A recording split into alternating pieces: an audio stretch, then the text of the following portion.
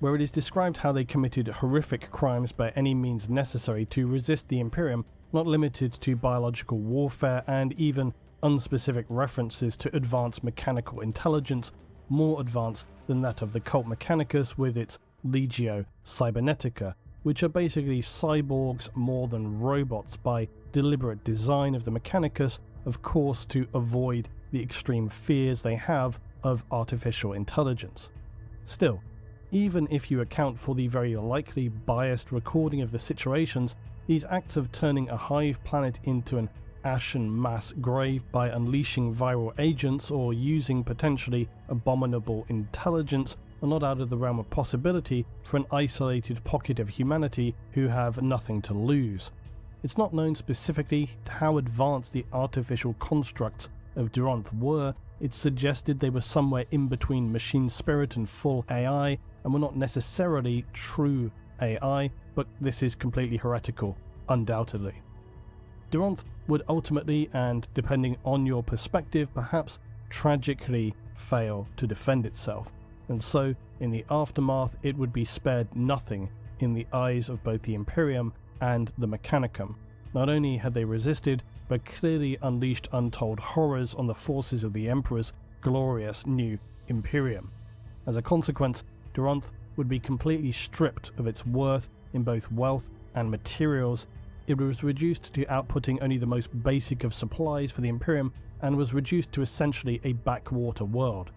It still was granted Titans, as was the norm for Forge worlds, but an absolute bare-bones contingent. Lastly, in a final humiliation, its name was erased, forever to be purged from the hearts and memories of its citizens and the Imperium at large. It would from here on be known as Gerulus Station. As was often the case on many worlds violently suppressed by the Imperium, there remained a contingent of the original inhabitants, the tech priests of Duranth, but who disappeared all from view by the time the Imperium had won victory. Many worlds experience pockets of resistance to the Imperium, but rarely do these amount to anything. So the tech priests of Gerulus Station were left to skulk and crawl around in the darkness below the surface, murmuring their ancient data streams and dreaming of a world that they had fought so hard for, but ultimately had been crushed by the irresistible force of the Imperium.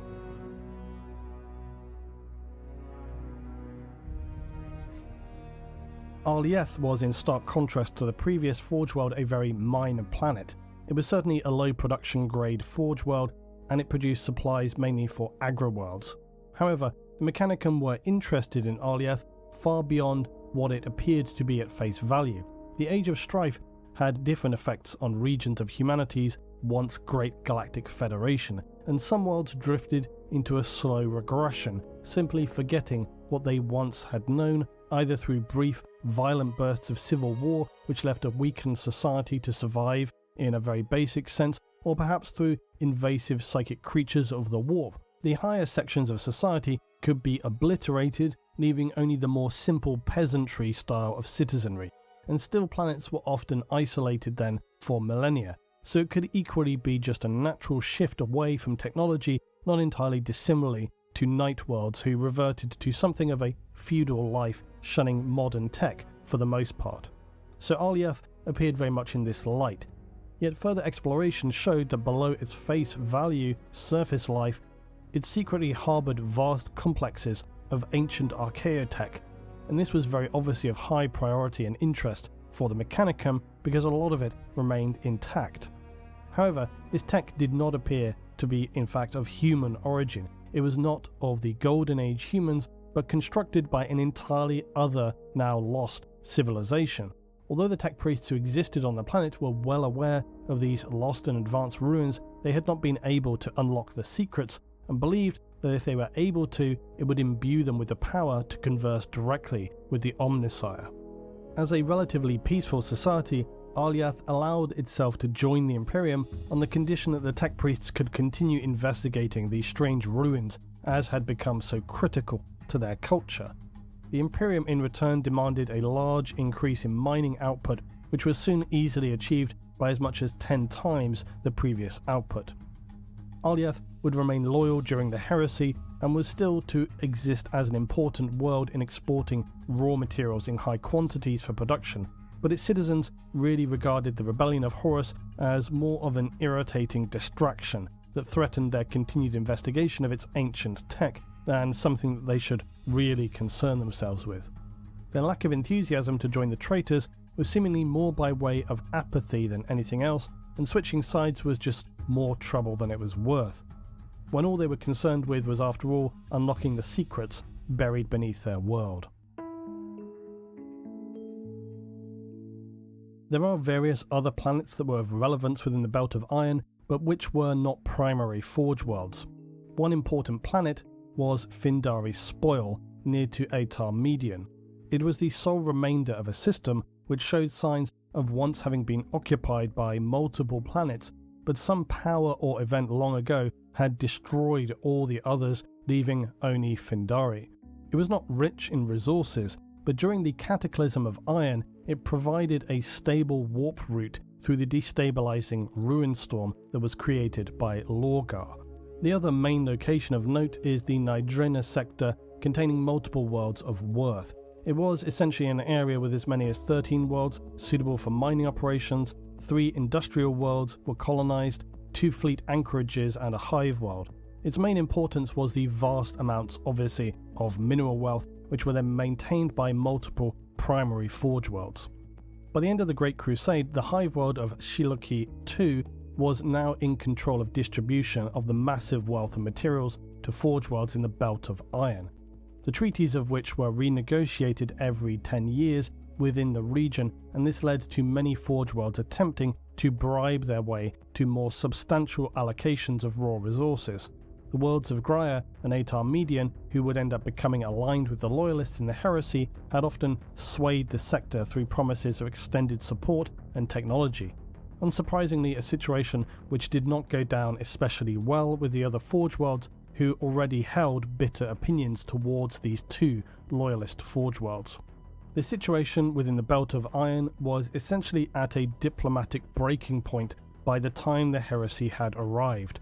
The Forge worlds of the Cult Mechanicus within the region held centuries, if not longer, of bitter rivalries, and their ever more divided opinions of one another only helped fuel an accelerating downward spiral of antagonization, which would eventually boil over into a regional civil war.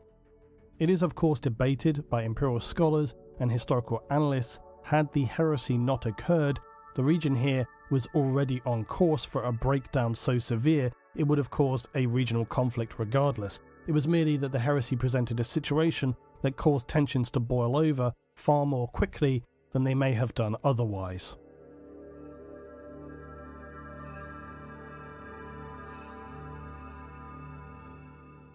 As word of the chosen son of the Emperor, Horus's rebellion, reached the Belt of Iron, and the drip of information filtered into the worlds that constituted the band of Forge worlds, some made near immediate declarations of loyalty and backed this with physical actions, such as Atar Median's dispatch of Titans to the Istvan system. Other Forge worlds, however, were more guarded and chose to keep their cards closer to their chest, initially dismissed as being just yet more examples of spiteful rivalry.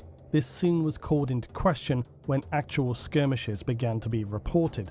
Some worlds like Valia Maximal simply declared outright that they would side with the War Master. Defensive constructions both planetside and orbital were being prepared, and Titan Legios were activated and deployed. Everything was being placed on the highest alert, and scouts and scanning systems trawled local sectors for signs of approaching enemies.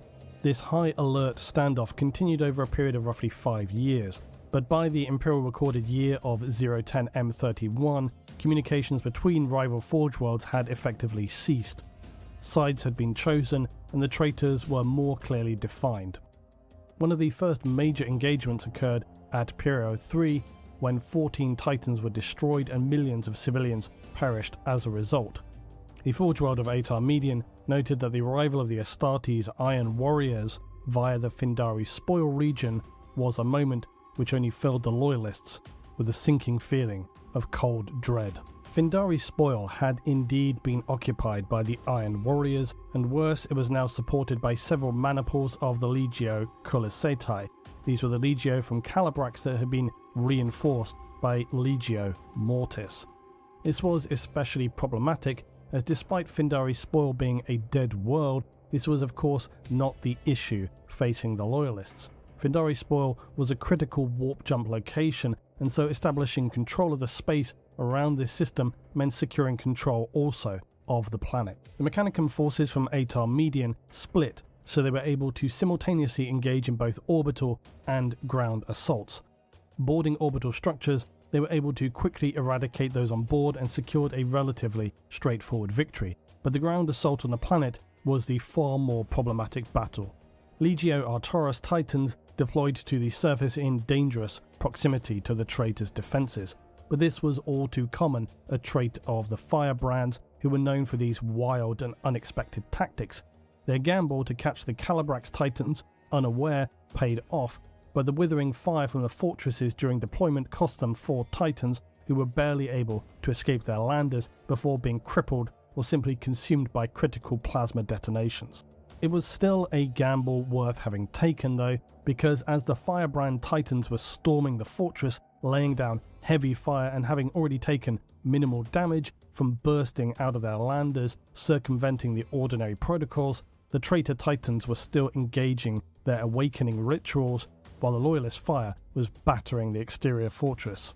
The reports of the assault state how the traitors were barely able to engage before the fight was already over. The Firebrand Titans of Ahri Median seized the perimeter of the fortifications and immediately pressed onward. Another 6 traitor Titans were destroyed after more combat, and the Loyalists sustained varying degrees of non-critical but sometimes severe damage. For the traitors, the humiliation was not over, as 4 Titans still in their repair cradles were seized by the Firebrand Legio. In the aftermath, Legio Arcturus spent its time securing Findari's spoil and reinforcing defences, as well as hunting down the traitors who had escaped. Within one system solar week, they had complete control over the Findari spoil system. A victory was always a positive thing, but upon the Forge World of Ahri Median, they knew that this was merely the beginning. While the first victory for the Loyalists had been important and thankfully straightforward, the near simultaneous counter-assault by the traitors would hit back twice as hard. The critical production subsector of Neodrina had been eyed with greed for some time by those Forge Worlds who resented their forcible entry into the Imperium, and they now sought to take by force that which they believed themselves to be entitled to. It was only a couple of weeks after the Loyalists had arrived and secured Findari's spoil and its warp entry point did the traitors enter the Neodrina subsector.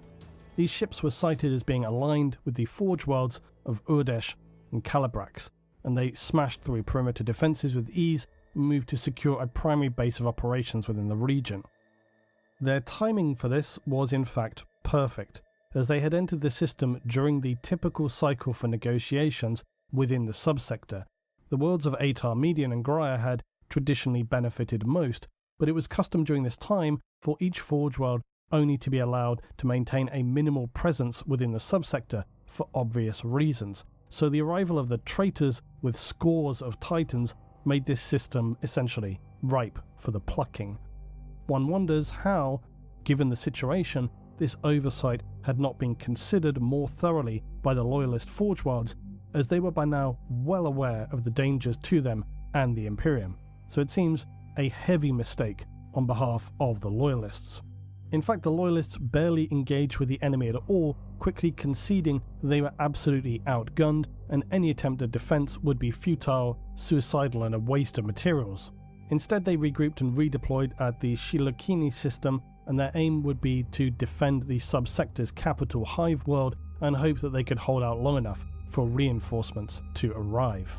The traitors continued to secure worlds around the sector and take control of various adjacent systems, but largely ignored the capital world initially.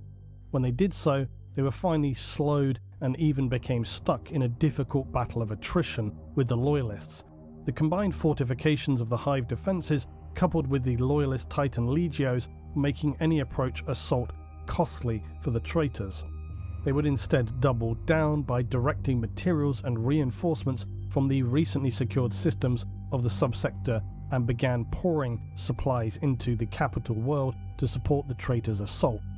In a disturbing act of things to come from what would eventually be the Dark Mechanicum, The traitors also began to mass lobotomize citizens of worlds which were deemed to have become a non-essential workforce, and many hundreds of thousands, if not millions, of drone-like warriors, more akin to something like an arco-flagellant, were thrown indiscriminately at the Loyalist hive city.